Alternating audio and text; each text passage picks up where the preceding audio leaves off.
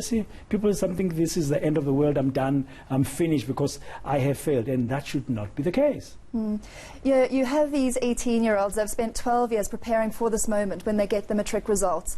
For some of them, they may even be the first people in their family to go through matric. So the pressure is immense, and it can be very, very daunting. However, a bad result is not the end of the road. And I think it's so important that we emphasize this before the results come out, that your results do not define you, and they are not the final results if they don't need to be. But who plays a role now? I mean, here's a family, they're waiting for Wednesday, they have this 18-year-old. Who plays a role in supporting them to understand, one, that message, for example, and also to prepare themselves how to react and respond to whatever the outcome is going to be? Family support is so important right now. Parents are often the biggest supporters, but they can be a source of the biggest form of, I suppose, pressure as well.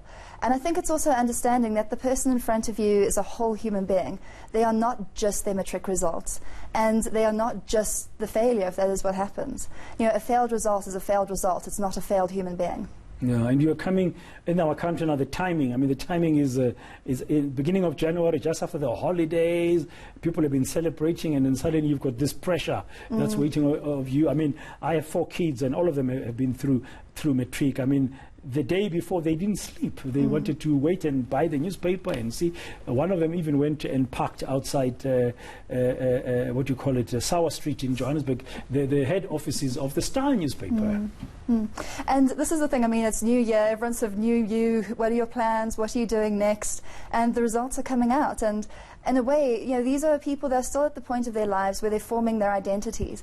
They're figuring out who they are. So they are incredibly vulnerable right now in terms of taking this in and making it a part of themselves.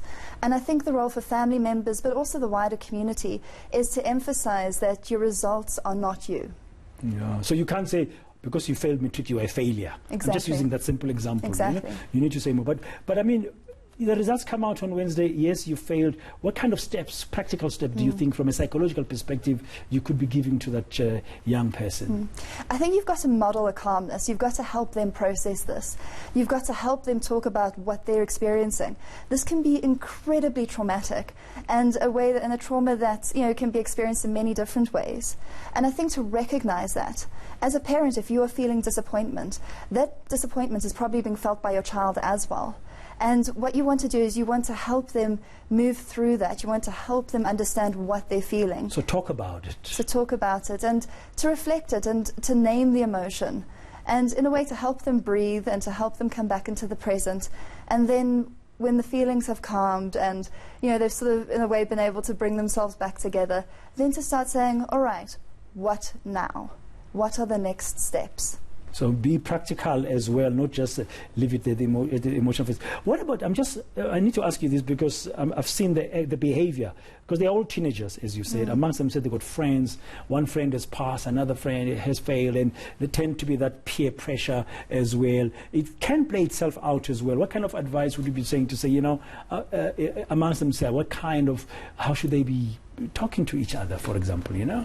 And in a way, I mean, everything about matric results is about comparison. I mean, these are standardized tests across the country. We're comparing provinces, we're comparing schools, we're comparing private and public. Of course, children are going to compare themselves to each other, or teenagers in this case. And we need to sort of acknowledge that some people will do better than others, but also that, again, it is not final. And other people will develop at different rates, and different people will have different strengths. And that not everybody needs to be academic, and not everybody needs to follow an academic path. Yeah. Now, other danger signs you should be looking out for, because we've heard that it can be a very stressful time, that some teenagers have even contemplated taking their own lives, and others, sadly, in the past have done so.